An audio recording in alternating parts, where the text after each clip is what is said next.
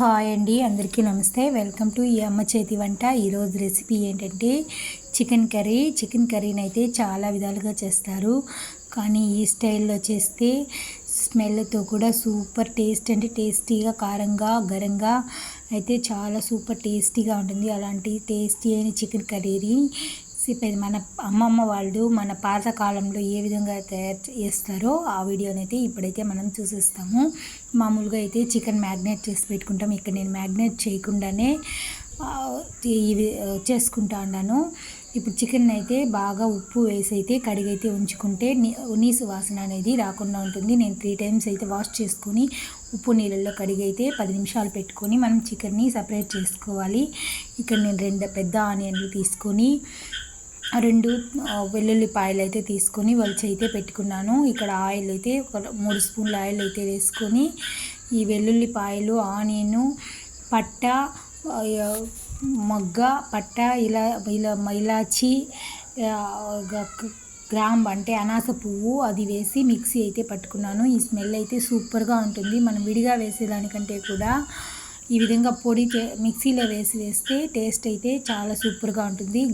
కారంగా, దగ్గు, జలుబు అట్లాంటి వాళ్ళకి, జ్వరం ఉన్న వాళ్ళకైతే ఈ కర్రీ అయితే చాలా టేస్టీగా, కారంగా అయితే బాగా ఒక మెతుకు, ఒక రవ్వ కూడా వదులుకొని తినేస్తారు. అంత టేస్టీగా అయితే ఉంటుంది. ఇది స్మెల్ అయితే చాలా సూపర్గా ఉంటుంది. దీంట్లో మనం అనాస పువ్వు వేస్తాం కాబట్టి, పట్టా, లవంగం వేస్తాం కాబట్టి ఆయిల్ వేడెక్కిన తర్వాత వేసి బాగా పచ్చి వాసన పోయేంతవరకు, మంచి స్మెల్ వచ్చే వరకు అయితే వేయించుకోవాలి. ఈ స్మెల్ సూపర్గా ఉంటుంది.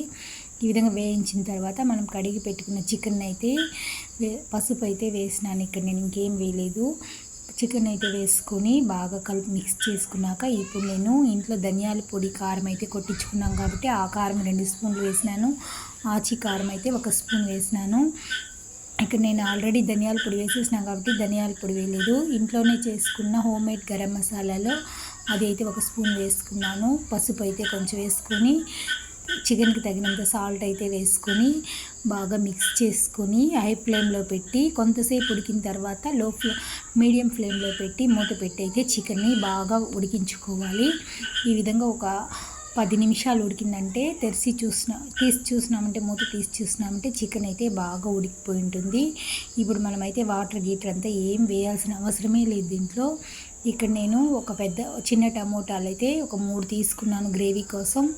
ఒక పెద్ద ఆనియన్ అయితే తీసి కట్ చేసుకొని అయితే ఇందులో అయితే వేసుకొని ఇప్పుడైతే మిక్సీ అయితే పట్టుకున్నాను. ఎందుకు మనకు కర్రీ కావాలి కాబట్టి, ఇక్కడ నేనైతే బరోటాకి చికెన్ కర్రీ చేస్తున్నాను కాబట్టి మనకు కర్రీ కావాలి ఎక్కువ కాబట్టి చికెన్ ఏవైతే మిక్సీ అయితే పట్టించుకున్నాను. ఇక్కడైతే ఉప్పు, కారం సరిపోయిందని అయితే చూసుకోవాలి.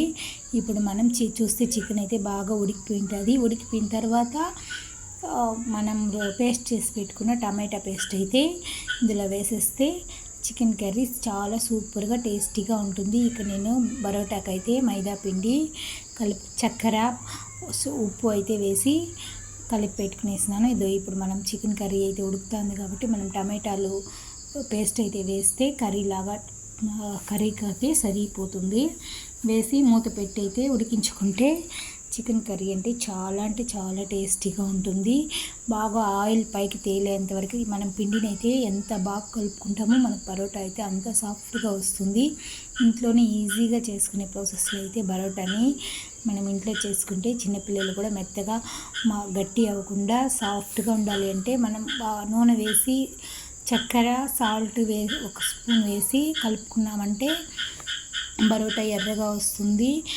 ఇప్పుడైతే మనం ఆయిల్ వేసి బాగా మిక్స్ చేసుకున్నామంటే బాగా చపాతీ పిండిలాగా కలుపుకొని ఇటు చుట్టుకొని తిప్పుకున్నామంటే పరోటా అయితే రెడీ అయిపోతుంది. ఇప్పుడు దీన్ని మనం చపాతీలాగా రుద్దుకొని పెను మీద అయితే వేసి కాల్చుకుంటే మనకు పరోటా అయితే రెడీ అయిపోతుంది. దీంట్లో మనం చపాతీకి అయితే పిండి వేస్తాం, ఇక్కడ నూనెతోనే మనమైతే రుద్దుకోవాలి. ఇప్పుడైతే మనకు గ్రేవీ అయిన చికెన్ కర్రీ రెడీ అయిపోయింది. ఈ వీడియోకి లైక్ చేసి సబ్స్క్రైబ్ చేసుకోండి.